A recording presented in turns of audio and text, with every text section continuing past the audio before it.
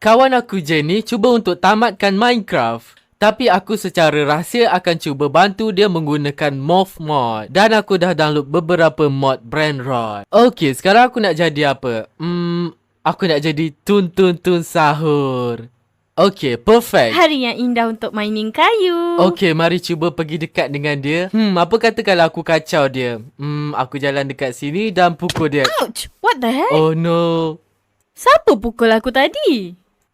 Nasib baik aku sembunyi dekat belakang pokok ni. Dia tak nampak aku. Itu pelik. Tak apalah, sambung mining kayu lah. Oh my gosh. Apa kata kalau kita pukul dia sekali lagi? Boop. Ow! Ada orang ke kat sini? Ish, pelik betul lah. Oh my gosh. Jenny tak nampak aku dekat sini. Ini sangat perfect. Tak apalah, aku sambung mining kayu lagi.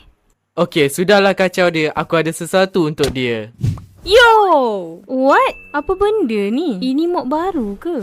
Tak pernah nampak pun. Oh my god, dia ingat aku mod baru. Kejap. Aku akan mainkan suara Brainrot karakter ini. Tung sahur. Oh, mob ni boleh buat apa?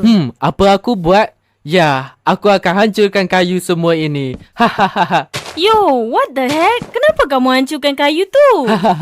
Mesti Jenny ingat aku mob yang jahat kan? Aku saja je nak kacau dia. Oh tidak, habis semua kayu aku. Oh my god, sekarang aku rasa bersalah. Tapi tak apa, aku akan bantu dia. Aku akan bagi 1 stack oak plant dekat dia. Wow, kamu bagi aku kayu.